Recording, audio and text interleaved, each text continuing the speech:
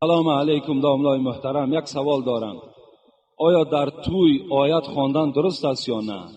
یا ختم قرآن کنم، زیرا میگویند که در خرسندی آیت خوانی مصیبت میاره. آفرین.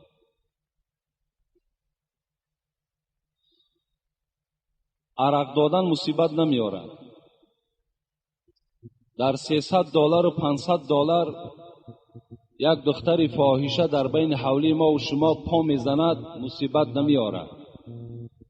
$1000 $2000 در یک سراینده از کیم کدام مکان گرفته میاریم، مصیبت نمیاره.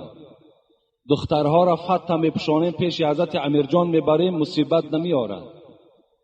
معرکه های سیرخراجات و بی‌معنی که در خانه ما و شما رخ میدهد، اینا مصیبت نمیارن. و یک آیه قرآن که در معرکه خوانده شود مصیبت میاره. اگر شما از ریختن موی سر یا اینکه از بریشی، از لاغری، بی‌اشتیایی بودن، از وزن نالازمه، پروستاتیت، درد دل، درد گرده، درد معده و یا اینکه خونو گرفتگی روده ها اذیت میکشید، پس با این رقم های در روی اکران بوده زنگ زنید. کمی از بیماری خود معلومات دهید. داروی های گیاهی لازمه را به شما شرکت شفافرما توصیه میدهد. در کدام خانه ای که اگر خدایی شود، با اصطلاح امروزی که ما خدایی میگیم، یعنی خیر احسان شود، اگر در اون خانه اگر امر معروف و نهی منکر نشود، اون مردم، پیغمبر خدا گفتند، اونها نعمتهای حلال کرده را نخوردن.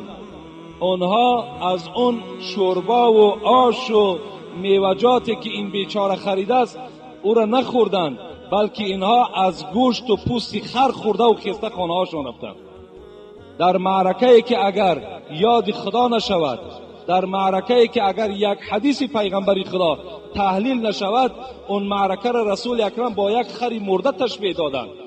و او انسانی که $1000 و $2000 ده این نعمتها را برای مردم خریده است، و گویا که این پول در یک راهی فسق و فساد حواله کرده است، و در نزد خدا اجر ثواب نمیگیرد. این حدیث پیغمبر است، این یگان حدیث من نیست. و شما یقین دانید خدا سوره الحاق داره، ما و شما پاره 30 شاید اکثر شما دانید، ثم لتسألن یومئذ عن النعیم. البته به البته اینجا نون ثقیله میگوید، نون تأکیدی است. ثم لتسألن، البته به البته خداوند در روز قیامت شما را از این نعمت ها میپرسد. عن النعیم، از این نعمت هایی که میخورین خداوند شما را میپرسد. ابن عباس خدا رحمت و مغفرتش کند، شاه مفسران، در تفسیر ابن کثیر میگوید که از کدام نعمت ها میپرسد خداوند. از ابن عباس پرسیدند کدام نعمت هاست؟ حضرت عباس چی گفتند؟ از گوش، از چشم، از دهان، از دست ها. اینا نعمتی هستند که خدا بر ما داد، و از اینها در روز قیامت خداوند میپرسد که اینها را ما در کدام راه صرف کردیم. حضرت سعدی چی میگوید؟ چشم از برای دیدن آیات قدرت است. بیایید یک نظر کنیم که همین نعمتهای خدا داده است، این چشم برای تماشا کردن همون فسق فساد است یا برای یگان چیز دیگر است؟ بیاین سعدی را گوش کنین. چشم از برای دیدن آیات قدرت است. آیات گفتن نشانه ها. شما میگوید با این چشم این آسمانی بیکنار تماشا کنید. شما با این چشم این آسمانی بی ستون تماشا کنید. شما با این چشم این ستاره هایی که از زمین دیده کلان هستند و یکدیگر قطع حرکت دارن با یکدیگر نمیرسن، این قدرت ها را مشاهده کنید. با این چشم شما این بحرها را نظر کنید که این قدر حیوان ها در داخل او رزق روزی یافته خورده ایستادند. اینها را شما نظر کنید. این چشم برای او هست. میگوید این چشم برای او است که شما قدم زنان مسجد بیایید. چشم از برای دیدن آیات قدرت است. گوش از پی شنیدن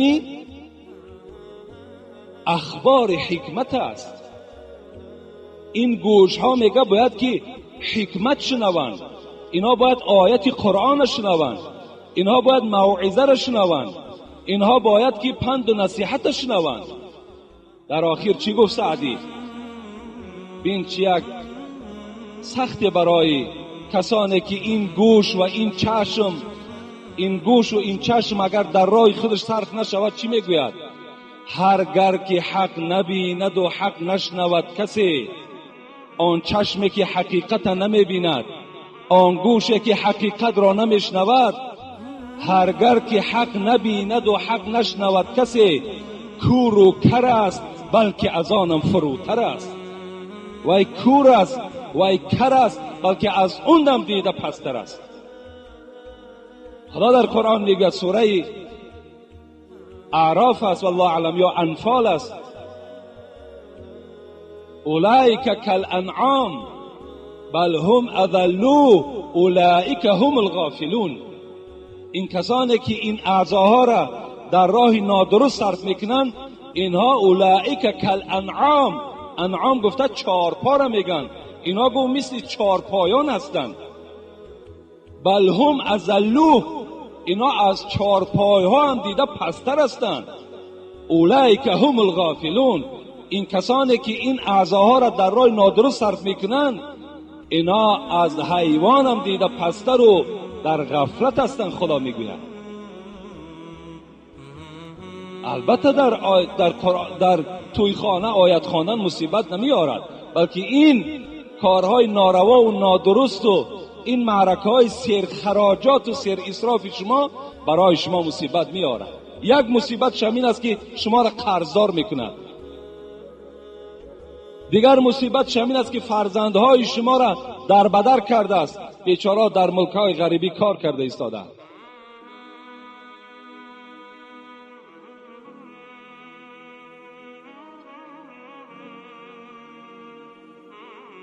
السلام علیکم داملای عزیز و گرامی، خدا شما را عمری دراز و تنی صحت دهد که ما از شما بی نهایت استفاده زیاد می‌بریم. درباره ثواب صلوات چی ثوابی دارد؟ من هر روز 100 بار صلوات میگویم. التماس برای من چیزی خبر ده.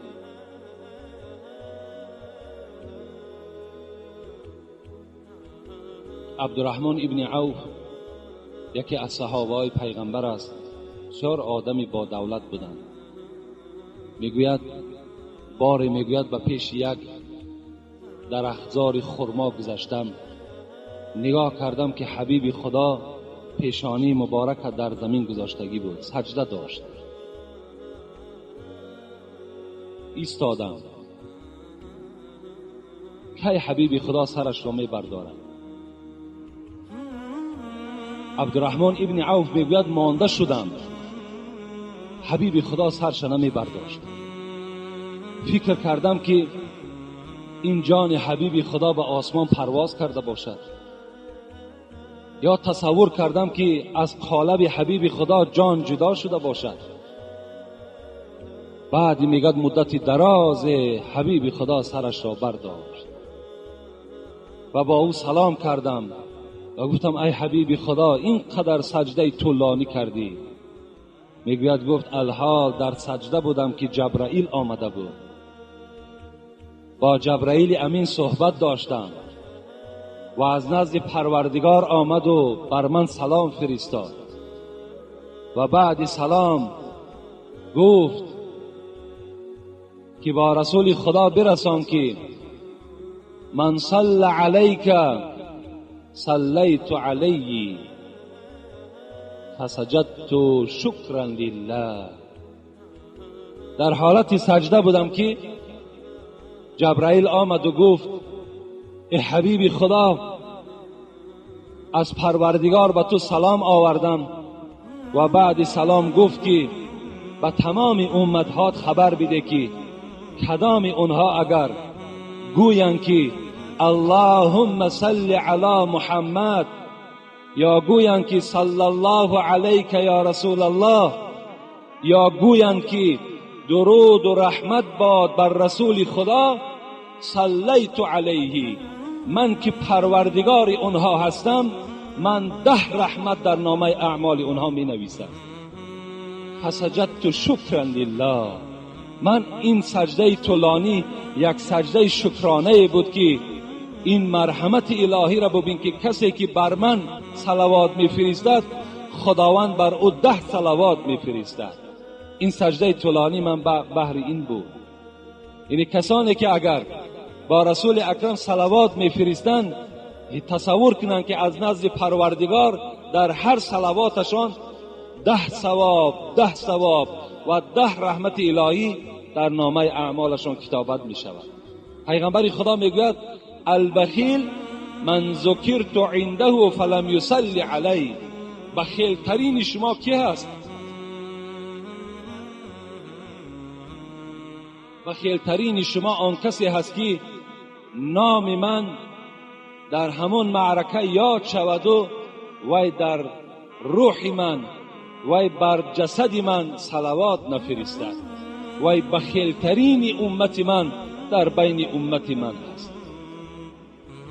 خوش به حال آن برادرانی که دائم صلوات میفرستند. یک عبدالحمید گفتگی عبدالواحد ابن زید میگوید حج رفتم، در حج میگوید یک جوانی را دیدم که هر گاهی که هر پهلو میگشت میگفت اللهم صل علی محمد، میخیست اللهم صل علی محمد، مینشست اللهم صل علی محمد. من گفتم این قدر تو صلوات پیغمبر را زیاد میگویی؟ گفت این یک سیر دارد ای عبدالواحد. من سال گذشته با همراهی پدرم حج آمدم و در همین نصف راه بودیم که پدرم از حیات گذشتند. شب شد، نگاه میکنم که همون چهره نورانی که پدر من داشت، چهره پدرم به سیاهی مبدل گشت. چهره پدرم به نهایت سیاه شد. خیلی غمگین شدم، زیرا سبب سیاهی این سبب یگان بدبختی می شود. چرا چهره پدر من سیاه شد؟ من که دائم صلوات می گفتم و همه وقت که این عادت من بود، وظیفه من که بود، شب میگه در خواب نگاه کردم یک مرد خیلی زیبای نزد من آمد و من پرسان کردم ای دوستی خدا شما کی هستین؟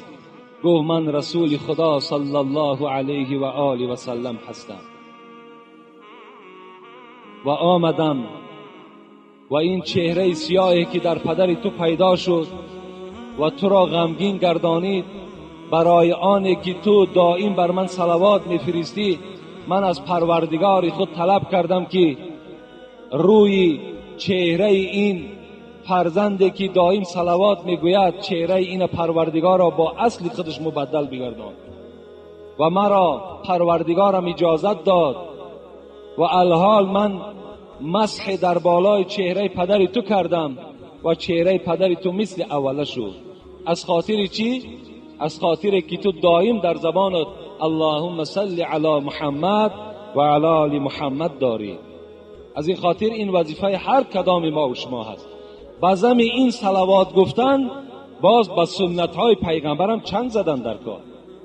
فقط صلوات چگویم و لیکن با سنت هاش اهمیت ندهیم این معنی نداره. محبت باید جدی باشد. از روی محبت میگوی. حضرت امام ازهری را پرسیدن ما معنی محبت العبد لله و للرسول؟ ای عالم زمان، کسی گوید که من پیغمبر خدا را دوست می‌دارم، کسی گوید همین خدایی که مرا خلق کرده است دوستش می‌دارم، آیا وی باور کنیم یا نه؟ امام ازهری گفتن اینجا گفت یک تجربه هست برای آنی که وی شما فهمین که وی دروغگو هست، وی از روی زبان میگوید یا از تحت دل. اینجا گفت امرش همین است که الطاعت لهما والاتیان فی امرهما. نگاه کنین که آیا وی پیروی قرآن و پیروی حدیث های پیغمبر هست یا نه. اگر آن چیزی که خدا گفته است، آن چیزی که پیغمبر گفته است اگر عمل کننده باشد، یقین دانین که وی محب خدا و محب پیغمبر است.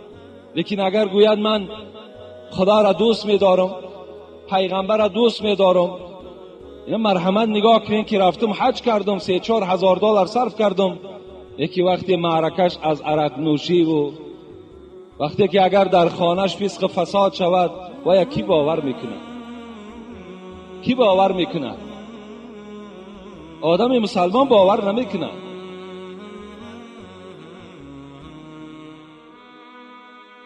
و آخر دعوانا ان الحمد لله رب العالمین. انشاءالله ما با شما باز مگرم سوال جواب کنیم، زیرا به نهایت سوالهای زیاد است و سوالهای هستن باور کن از موضوعهای جمعه را دیدن مهم هستند. اگرچه موضوعهای ما در پیش هستند، انشاءالله با شما باشیم، زنده و سلامت باشیم. فقط شما دعا کنین که خداوند عمر ما را دراز گرداند و تن صحت بر ما نصیب گرداند. انشاءالله هر یک خواسته که از شما باشد و هر یک موعظه‌ای که یعنی قوت ما در او میرسیدگی باشد، ما به سمع شما انشاءالله حقیقت چه میرسانم.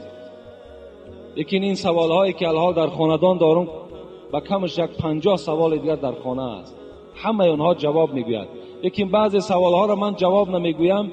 کسی که فهمد که سوالش جواب نشد وای بر من مراجعت کند، زیرا وای بین این مجلس نیست.